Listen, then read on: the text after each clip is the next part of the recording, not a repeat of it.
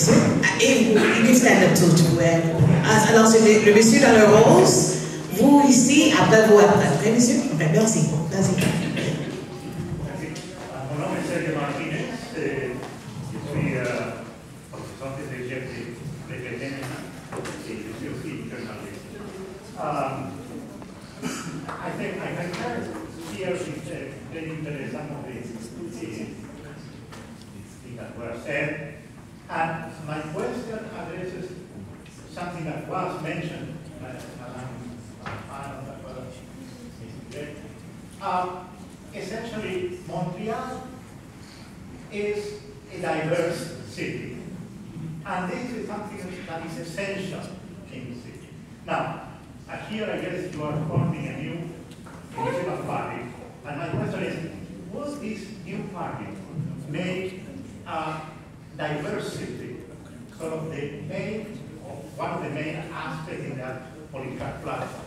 I think Montreal must adopt a kind of charter of diversity, recognizing all the minorities, started with the Anglophone minority, of course, which has made a contribution to the city, recognizing the different Anglophone communities that live here in Montreal, and of course, admitting that all of this is in the framework of a Francophone or majority Francophone city.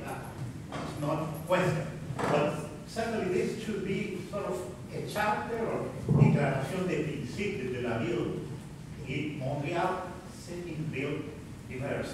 Je ne sais pas si le nouveau parti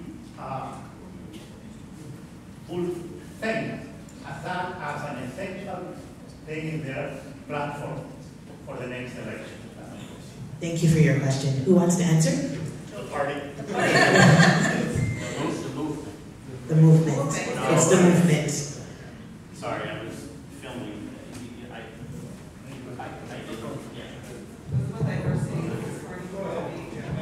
Maybe underlines that movement.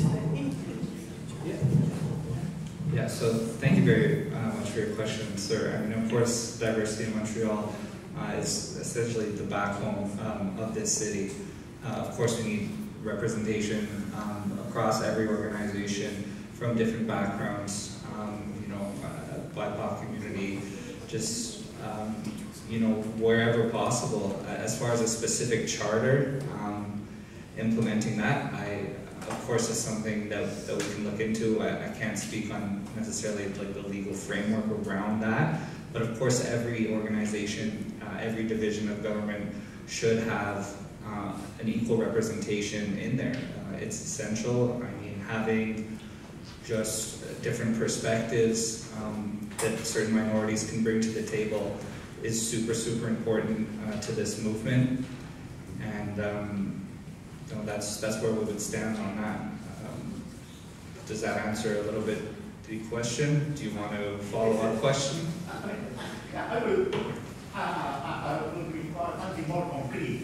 I think we should certainly examine the legal aspect of all this, how this should be reflected. For example, respecting this diversity in dans la toponymie de la ville, par exemple. Reconnaître la contribution des différents comités techniques et comités allophones aussi dans la ville. Et je crois qu'il doit être reconnu par la autonomie. Also that other aspects of the city should recognize the diversity of the population, and that is something that should be established somehow in some legal framework, because it is important at the point when there is an attack on this notion of diversity now, coming even from our own provincial government. So this is very important that Montreal must stand for the rights of the minorities. And should use actually this is an institution. It's part of the legal organization of the province. So absolutely, sir. That's my question. We'll go back to the panel. First of all, you have to understand what we're doing here this morning. This is a political movement, and it's really like a think tank that we've got going right now. We're a bunch of concerned citizens, Montrealers. We've lived here all our lives. I think the purpose of today is for us to express certain beliefs, a belief system that we all carry. And it will be eventually, there may be a bit of a political party, and definitely that'll be a subject of discussion. But I think there's one thing that I would like to say, and I'm speaking only on my behalf, and it's picking up on what Julius said in his presentation, and that it's time to fight the false narratives. I'm involved in an advocacy right now that is that I filed a petition at the Quebec National Assembly asking for the provincial government to acknowledge that in the 1950s and 60s, the French Catholic education system discriminated against immigrants, all immigrants, other religions. So basically, this is an initiative of Ralph Mastromonaco. There's nobody behind me, and it's grassroots. And the false narrative that we've been hearing for 50 to 60 years is that immigrants don't want to learn French. Immigrants did not go to our school. And this guy went with his mother to a French school, and she tried to enroll me, and we were told, we're immigrants, you got to go to the English school. So this false narrative of blaming immigrants for not going here is steeped in an ignorance of the choices that were made by the Francophone majority in the 50s and 60s that continued what we call the denominational school system. And during that period, if you were not Catholic, you could not go to a French school. So this is a little example of what I'm talking about. So imagine in post-World War II Quebec, when we had a massive immigration from Eastern Europe and Europe, we had a lot of non-Catholic kids coming here that needed an education who were told, go to the English school. Now this false narrative has lasted for 60 years. Do you know how much resistance I'm getting from people to even want to talk about it? Do you know that I can't even get an article written? I can't get an article published in a French language newspaper that expresses this. The Gazette wrote my article like that. I have documented that this is the truth. And young people, Italians, I'm Italian Catholic, and I was rejected by the French Catholic schools. How does that happen? It's what happened is because of what Julius is talking about. He's a little older than me. The reality of the stifling society that Quebec was in the 50s and 60s. Church dominated and not welcoming of immigrants. This is all a very long-winded way of saying the following. What Julius was saying is that there are false narratives that we need to fight against because we're in a democracy. People have the right to attempt to propagate false narratives, but we have the right to set the record straight. So one of the things that we need to set straight that answers finally your question, sir, Montreal has never been a monolithic French-speaking society. Right? This is what nationalists and separatists like to pretend. But for centuries, English and French-speaking people have lived in what we call Quebec since 1867, only Quebec. We have lived together and built a very nice society. So to answer your question, I'm hoping that inclusion is a foundation of whatever party comes out of here, because inclusion creates opportunity, opportunity creates prosperity. Thank you. We appreciate it. Sorry for being so. Next question, c'est le monsieur ici. Oui, j'ai lu ces questions aux avocats pour le droit de la personne et du criminel, et puis d'autres questions pour l'existant. Je vais commencer par le système de résidence. Est-ce que vous avez pensé à intégrer la SPV? Et puis par rapport à ça, au service de centre-ville, c'est un des problèmes que nous avons aussi au niveau du jury, en fait. C'est considéré par les policiers comme étant très menaceuse d'obtenir une vérification des faits, d'avoir un rapport qui est écrit par rapport au niveau du jury. Bon, est-ce qu'on pourrait intégrer ça dans le système? Et puis deuxièmement... Jusqu'à date, c'est super, c'est une question très claire, merci. Oui, et puis l'autre question très claire. Est-ce que dans votre système, il y a une manière de déterminer que le problème est réel, qui n'est pas exagéré? Merci. Donc, just repeat the question. Can resident be made available to the SPVM? In fact, it is. The second question was, can this technology be used to validate, verify, and authenticate the seriousness and ability of a call that could be coming into the SPVM. In fact, it does. Let me elaborate. By the way, I want to congratulate you and thank you all. We have 9 new resident users today in this room, so fantastic.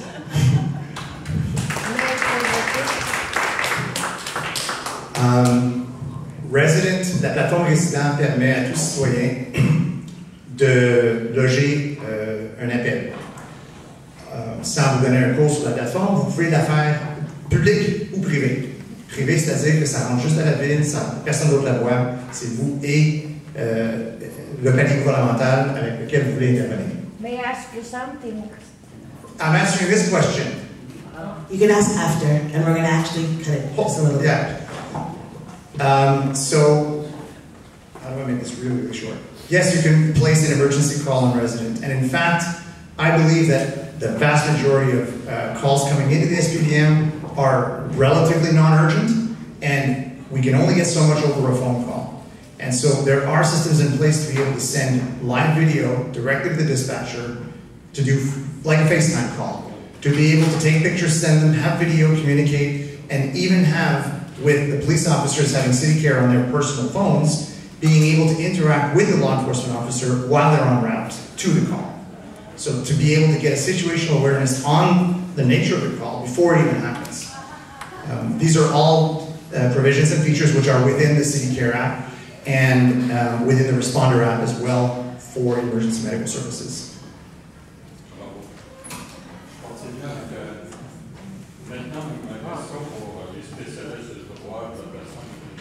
Ça c'est pas moi. J'aimerais avoir des exemples de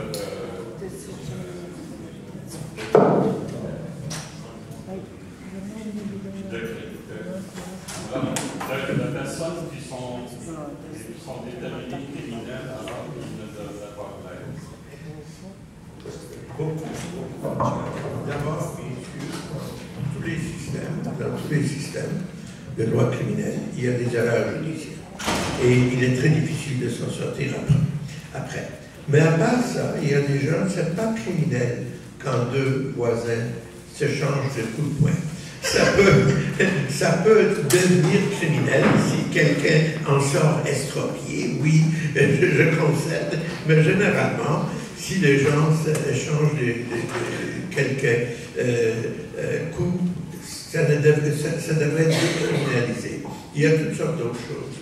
Des petits vols la première fois. Moi, j'ai une recommandation à faire, que toute personne qui commet un premier crime, qui n'est pas sérieux au point de peut-être possiblement mériter 10 ans ou 15 ans, pas de vol à main armée, mais un premier crime de 5 ans au moins,